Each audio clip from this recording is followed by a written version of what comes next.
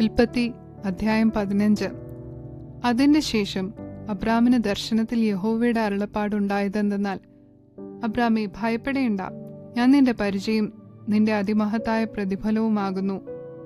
അതിന് അബ്രാം, കർത്താവായ യഹോവേ, നീ എനിക്ക് എന്ത് തരും?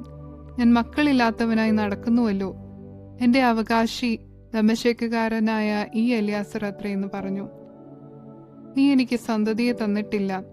എന്റെ വീട്ടിൽ ജനിച്ച ദാസൻ എന്റെ അവകാശിയാകുന്നു എന്നും അബ്രാം പറഞ്ഞു. അവൻ നിന്റെ അവകാശിയാകയില്ല, നിന്റെ ഉദരത്തിൽ നിന്നും പുറപ്പെടുന്നവൻ തന്നെ നിന്റെ അവകാശിയാകും എന്ന് അവന് യഹോവയുടെ അരുളപ്പാടുണ്ടായി. പിന്നെ അവൻ അവനെ പുറത്തു കൊണ്ടുചെന്നു. നീ ആകാശത്തേക്ക് നോക്കുക, നക്ഷത്രങ്ങളെ എണ്ണുവാൻ കഴിയുമെങ്കിൽ എണ്ണുക എന്ന് കൽപ്പിച്ചു. നിന്റെ സന്തതി ഇങ്ങനെയാകും എന്നും അവനോട് കൽപ്പിച്ചു. അവൻ യഹോവയിൽ വിശ്വസിച്ചു, അത് അവന് നീതിയായി കണക്കിട്ടു. പിന്നെ അവനോട്, ഈ ദേശത്തെ നിനക്ക് അവകാശമായി തരുവാൻ കൽദയ പട്ടണമായ ഊരിൽ നിന്ന് നിന്നെ കൂട്ടിക്കൊണ്ടുവന്ന യഹോവ ഞാനാകുന്നുവെന്ന് അരുളി ചെയ്തു. കർത്താവായ യഹോവേ, ഞാൻ അതിനെ അവകാശമാക്കുമെന്നുള്ളത് എനിക്ക് എന്തോന്നിനാൽ അറിയാം എന്നവൻ ചോദിച്ചു.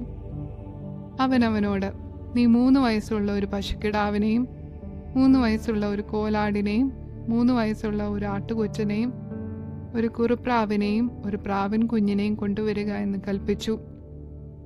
ഇവയെ ഒക്കെയും അവൻ കൊണ്ടുവന്നു ഒത്ത നടുവെ പിളർന്നു ഭാഗങ്ങളെ നേർക്കുനേരെ വെച്ചു. പക്ഷികളെയോ അവൻ പിളർന്നില്ല. ഉടലുകളിന്മേൽ രാജൻ പക്ഷികൾ ഇറങ്ങി വന്നപ്പോൾ അബ്രാം അവയെ ആട്ടിക്കളഞ്ഞു. സൂര്യൻ അസ്തമിക്കുമ്പോൾ അബ്രാമിന് ഒരു ഗാഢനിദ്ര വന്നു. ഭീതിയും അന്ധതമസ്സും അവന്റെ മേൽ വീണു.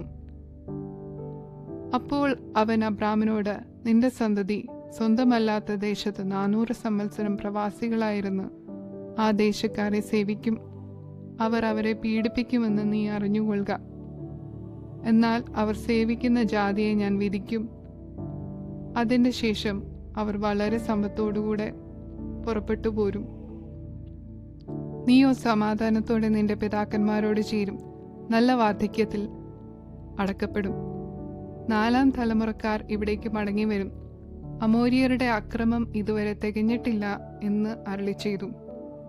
സൂര്യൻ അസ്തമിച്ചു ഇരുട്ടായ ശേഷം ഇതാ പുകയുന്ന ഒരു തീച്ചൂള ആ ഭാഗങ്ങളുടെ നടുവെ ജ്വലിക്കുന്ന ഒരു പന്തം കടന്നുപോയി. അന്ന് യഹോവ അബ്രാമിനോട് ഒരു നിയമം ചെയ്തു. നിന്റെ സന്തതിക്ക് ഞാൻ മിസ്രയീം നദി തുടങ്ങി ഫ്രാത്ത് നദിയായ മഹാനദി വരെയുള്ള ഈ ദേശത്തെ കേന്യർ, കെനീസ്യർ, കത്മോന്യർ, ഹെത്യർ, പെരിസ്യർ, റെഫായീമ്യർ, അമോര്യർ, കനാന്യർ, ഗിർഗശ്യർ, യബൂസ്യർ എന്നിവരുടെ ദേശത്തെ തന്നെ തന്നിരിക്കുന്നു എന്നരുളി ചെയ്തു.